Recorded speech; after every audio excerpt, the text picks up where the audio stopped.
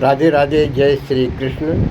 अभी अभी मन में एक छोटा सा प्रसंग याद आ गया और उसको मैं एक कहानी के रूप में प्रस्तुत कर रहा हूँ। आप सभी लोग जो हिंदी भाषी हैं, जो हिंदी कुछ कक्षाओं तक अवश्य पढ़े ही होंगे, नहीं तो सामान्य जानकारी के आधार पर जानते होंगे कि हिंदी साहित्य में एक बहुत बड़ा नाम है चंद्रधर शर्मा गुलेरी। चंद्रधर शर्मा गुलेरी, जिन्होंने अपने जीवन में केवल 3 कहानियाँ लिखी और 3 कहानियों से ही वो विश्व विख्यात हो गए। और उसमें से एक वो कहानी जो बहुत ही चर्चित रही, बहुत ही प्रसिद्ध हुई, विदेशों में भी उसका अन्य भाषाओं में अनुवाद हुआ, वो था उसने कहा था। इस पर पिक्चर भी बनी। ऐसे ही कुछ मेरे मन में आया और एक मेरे ही प्रसंग से संबंधित, व्यक्तिगत नहीं है, लेकिन जो मुझे उस मित्र ने बताया था, उस मित्र के बताए हुए आधार पर एक कल्पना करके मैंने कहानी को आगे बनाया। यहाँ भी वही बात उसने कहा था, वो सैन्य परिस्थितियों के बारे में है, ये पारिवारिक परिस्थितियों के बारे में है, परिवार से संबंधित है। इस कहानी में वो व्यक्ति जिसे कहा गया था, जिसने किया अपने जीवन में कुछ निभाने के लिए वादे, वो बेचारा एक सामान्य वर्ग का व्याख्याता, लेक्चरार 11वीं 12वीं में कोई भी सब्जेक्ट पढ़ाने वाला लेक्चरार, और 3 भाई, और तीनों भाई में 2 भाई तो संपन्न, अपने अपने पैर पर खड़े, तीसरा सबसे छोटा, वो अपने पैरों पर नहीं खड़ा था।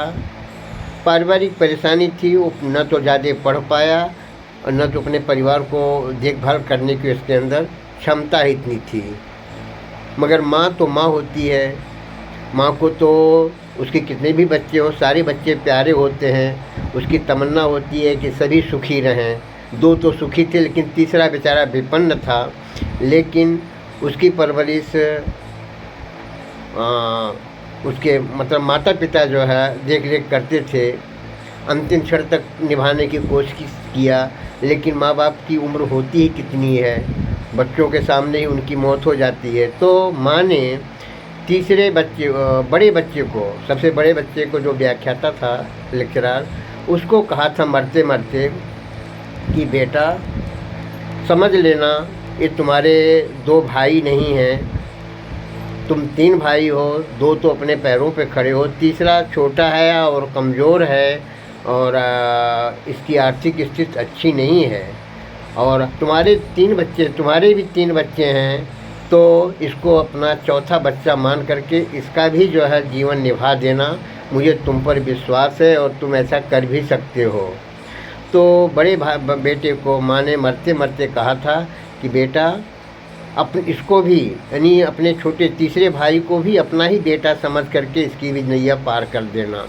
अब तीसरा बेटा तो उसके भी बच्चे, कई बच्चे, सब बच्चों का लालन पालन तो माता पिता के रहते ही हो गया था, लेकिन माँ बाप के मरने के बाद भी 2 बच्चे रह गए थे, शादी के लिए भी, उनकी पढ़ाई लिखाई के लिए भी, और उनकी परवरिश करने की जिम्मेदारी जो है वो बड़े भाई के ऊपर आन पड़ी।